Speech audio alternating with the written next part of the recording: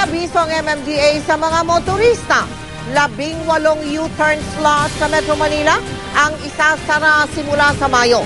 Hindi naman daw kasi ito nakakatulong at lalo lang nagdudulot ng pagsisikip ng trapiko sa ilang lansangan. Pero bakit may ilang motorista na umaalma? Nakatutok si Steve Dailisan.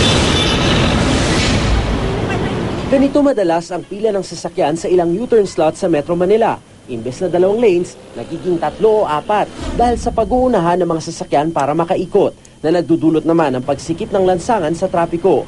Kaya simula sa Mayo, 18 U-turn slots ang isasara ng MMDA. 6 sa D. Tuazon at Roosevelt Avenue, 6 din sa Marcos Highway, tig 2 sa C5 Road at Rojas Boulevard, at tig 1 sa E. Rodriguez at Araneta Avenue. May mga complaints na sa halip na ganda ng daloy ng trapiko, yung ibang U-turn slot nagiging J-turn. Ay, ibig sabihin ng J-turn, hindi na U-turn, mas marami yung kinakaing linya bago siya mag-U.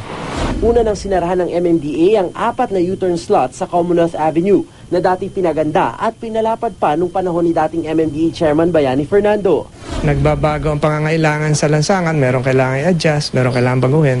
Karamihan sa mga nakausap na motorista ng GMA News tutol sa panukalang ito. Di lang daw mapapalayo sa pupuntahang establishmento, dagdag konsumo pa raw sa gasolina o krudo.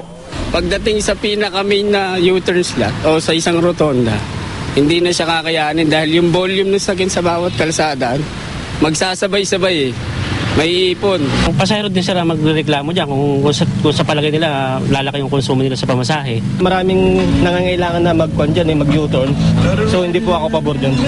Kapalit ng U-turn slot, bubuksan naman daw ng MMDA ang 2 intersection sa Quezon Avenue at Banawe, pati na ang D. Tuazon at Roosevelt. Pinag-aaralan din daw nilang magdagdag ng rotonda at palawakin pa ang Welcome Rotonda. Kaya nga yung konsepto na may ilang intersection na dapat maging rotonda, may ilang intersection na dapat magka-intersection. Kung nakatigil ka sa U-turn slot dahil barado at yung konsumo mo ng gasolina, mas maalwan pa, mas mabilis pa na dumiretso ka na lang.